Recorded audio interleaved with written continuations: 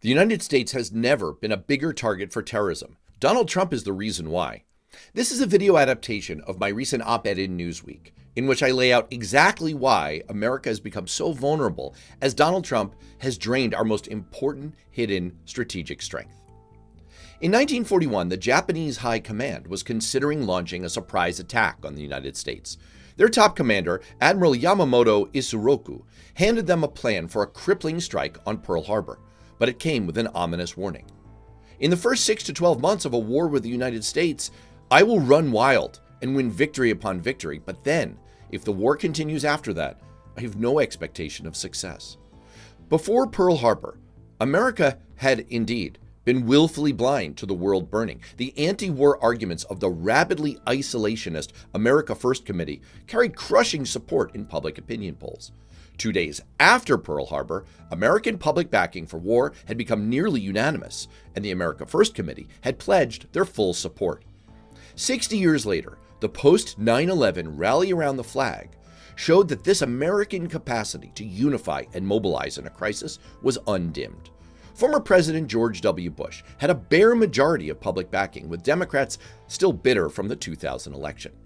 2 weeks after the Twin Towers fell, Bush had soared to a 90% approval, and a Congress evenly split between the parties would go on to overwhelmingly pass 48 vigorous legislative responses, while the U.S. invasion of Afghanistan would decimate the leadership of al-Qaeda. For the past century, that's been the hidden power of this superpower, a strategic reserve of mutual trust and dormant energy, which allowed us to black start from divided jumble to fearsome juggernaut. But this is not an infinitely renewable resource. It requires confidence that our leaders will wield the awesome power of our shared determination to act in the nation's best interests. And that confidence can be depleted.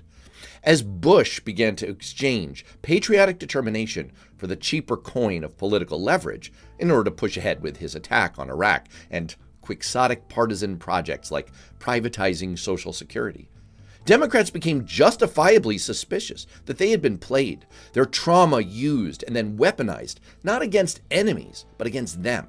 That left cracks in our shared vessel. Over the past 10 years, Donald Trump has shattered them wide open.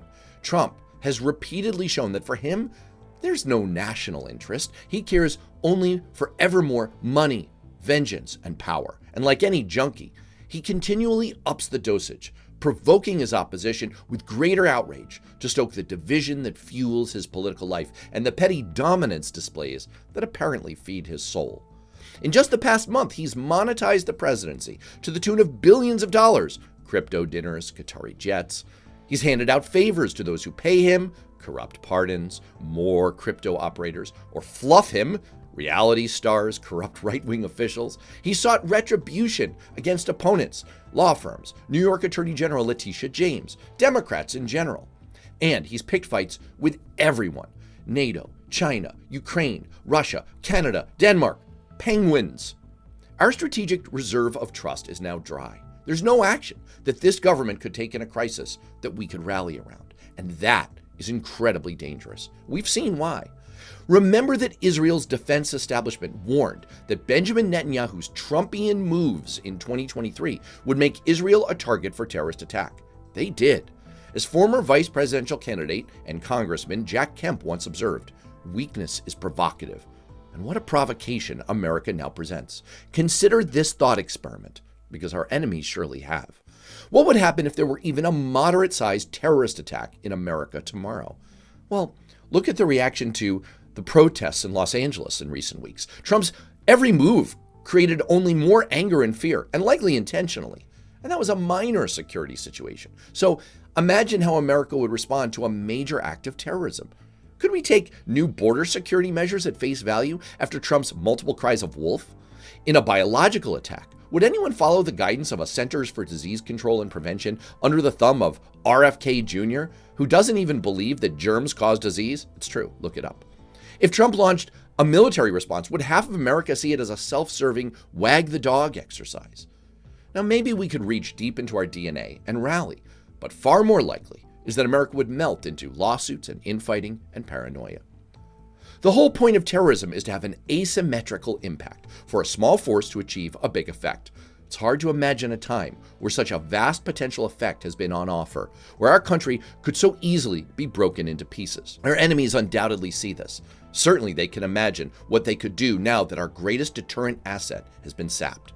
Right now, as the conflict between Israel and Iran rages and Trump contemplates how far to go in bringing the US into that war, an emerging factor is that Iran is known to have terrorism capabilities, sleeper cells, certainly proxy forces.